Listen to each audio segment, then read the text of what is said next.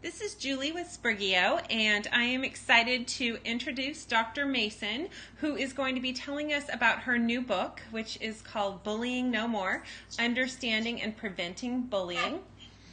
Dr. Mason works at Walden University as a part-time faculty in the mental health counseling program, and she also has her own practice. So, Dr. Mason, tell us about your book and give us an overview of it. Sure, Julie, thank you. This book offers parents, educators, youth leaders, and really anyone who works with youth with a variety of anti-bullying skills and strategies to use to end the cycle of bullying. It provides them with an arsenal of techniques that they can use to help intervene, advocate for, and to protect children from bullying behaviors, as well as bolster children's resiliency. And this book really takes a restorative approach in that it focuses repairing the harm that's been caused to the relationship that affects all parties involved. That's the bully, the target, as well as the bystanders that are involved in the bullying behavior. And really the book offers readers really a down-to-earth approach, but comprehensive, and to help them understand the myths and the facts of bullying, as well as recognizing the signs and symptoms that somebody may have been involved in bullying, understand the three roles or characters that are involved in bullying: the bully, the target, as well as the bystander.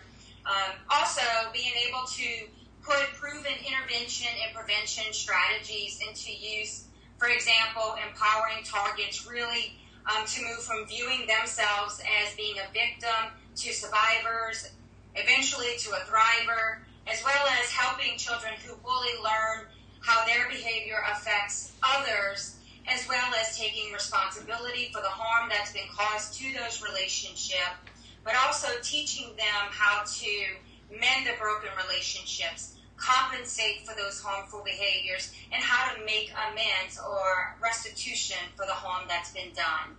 And lastly, really gives adults a way to communicate more effectively with children by learning different parental styles as well as children's learning styles, and that way they can be able to be on the same page and communicate more effectively. Great. Yeah, it sounds like it's in line with the restorative justice that many schools across the country are adopting as well. How is your book different from other bullying prevention books? And what you just noted, and taking that restorative practice approach and being able to combat bullying really makes this book very different from the other bullying books that are out there. Because the restorative approach really does put repairing the harm done to the relationships to the forefront, rather than dispensing punishment or shaming or blaming the bully into changing his or her behavior. It really looks at how can we mend this relationship? How can we bring up the relationships and repair the relationship?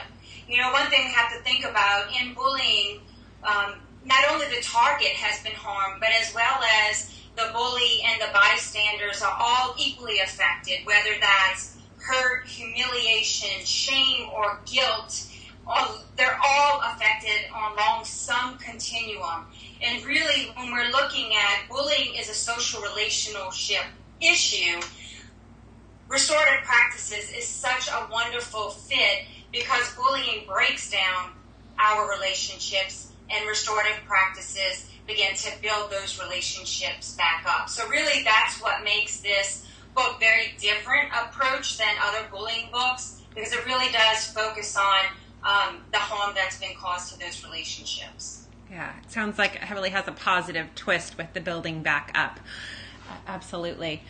In your opinion, what is the best way a parent can prevent or protect their child? I'm a parent, and what can I do to protect my child from bullying?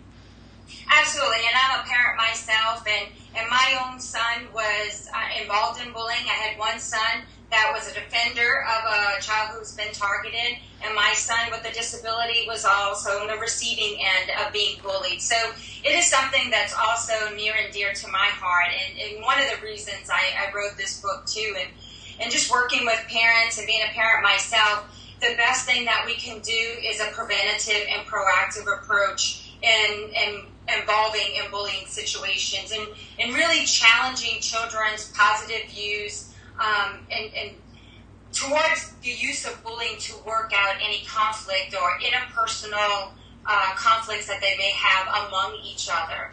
And then also, I think it's very important that parents really do establish a great partnerships with their school and the community in which they're involved in.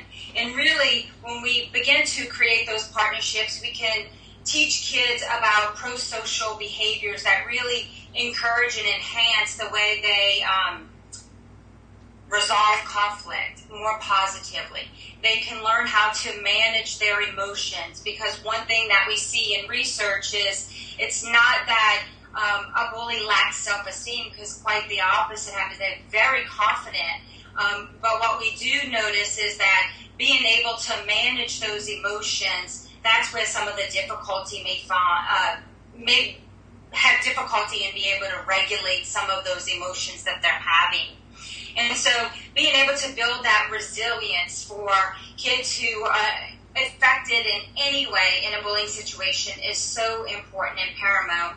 And really teaching kids the skills that they need, how to treat each other and how they want to be treated, and to learn about how to be caring and compassionate and being respectful towards one another. And really, that does take a village, and that's where our partnerships with our schools and our community, because they also need to reinforce the things that we're teaching our children. And children continually need that reinforcement in learning those behaviors, and also the way kids, the growing brain works, the more they learn, the more brain connections that make it, and it really becomes permanent for them. So we really want them to learn how we treat each other, so they can be competent and caring and confident and compassionate, resilient individuals.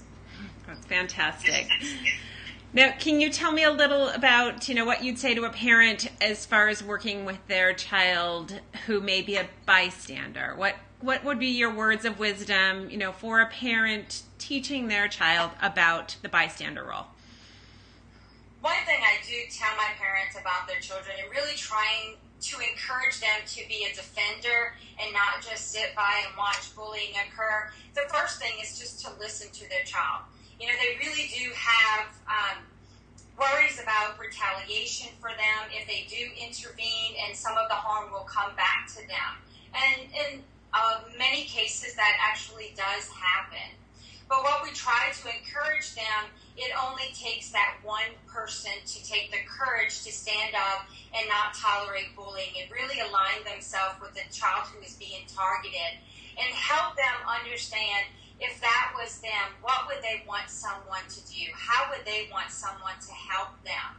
And really just going over with them ways that they can help that target to be safe. I think role playing and putting our child in that scenario so they can be comfortable in how would they react, what would they say, I think is really important in trying to teach our children to be upstanders and not bystanders.